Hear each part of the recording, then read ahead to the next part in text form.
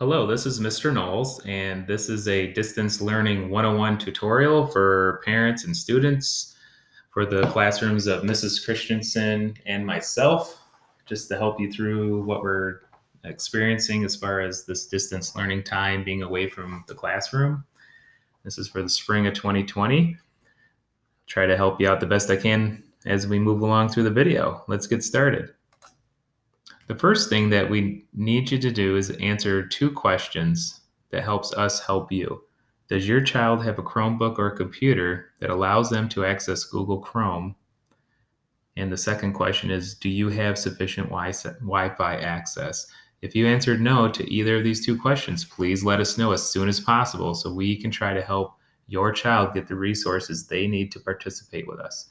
We're really trying to get 100% participation for the remainder of the school year. So we're really hopeful that you can help us to get the things that your child needs to be in our classroom. Just looks a little different. Step 2. Your child will need to use their student Google account to access our Google Classroom. This is critical. We really need all of our students to use their Whitehall student accounts. An example is below.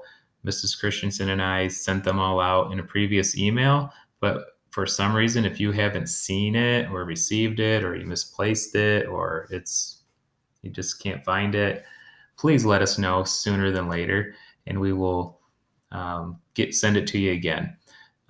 We have noticed some students are using other accounts, other email accounts, and we need all of our students to use their Whitehall school accounts for a number of reasons, especially in accessing some of the things that we're going to be using.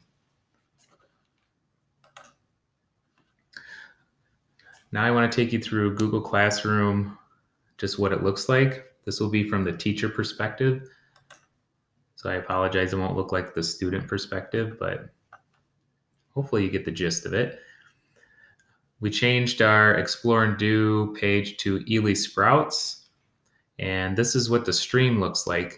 And basically what the stream is any announcement, assignment, or message that Mrs. Christensen or I put on the Ely Sprouts page is put on the stream, and it's in order by the most recent at the top, and the oldest announcement is at the bottom.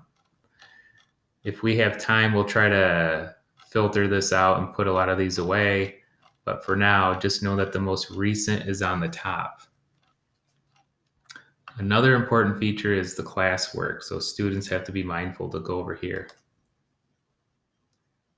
So the classwork section is arranged by topics. So on the left side, the left sidebar here, where my mouse is, we have different topics that Mrs. Christensen and I made.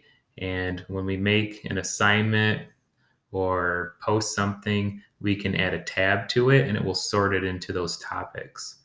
For example, our weekly agenda, we're going to post every week and we'll have a tab for it. So all the weekly agendas will populate this topic area as it grows.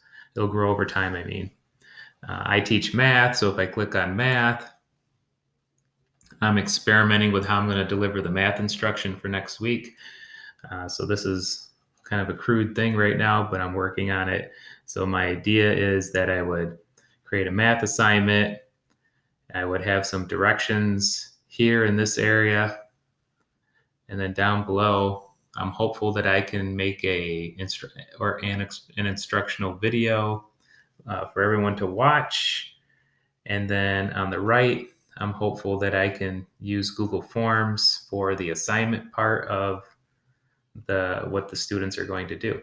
So for example, you click on this one on the left, it's going to bring them to a YouTube video that I made or that I found. And then if I click this on the right, it's going to go to a Google form that I made or that I might have found, but probably made it. And then the students should be familiar with this, and then they can answer. It might be multiple choice. They might have to type some numbers in here or a short answer, and then they click on submit. Take that off. So it's all in one place, which I think will be very helpful for everybody, and it will be very streamlined for you as parents and students and teachers as well. And what's nice is that Mrs. Christensen and I can see who completed the assignment, turned it in, and who did not just by clicking on these areas. And if you scroll through these different topics, if you click on all topics, there's reading topics here, there's math topics here, and down below there's explore and do topics there. Now, Mrs. Christensen and I might make more topics in the future, just be aware of that, and hopefully that makes sense to everybody. A couple other things from the teacher perspective that parents might want to know is we have a people section that is all of our students. And what we can do is actually link our students in that tab with parent email accounts.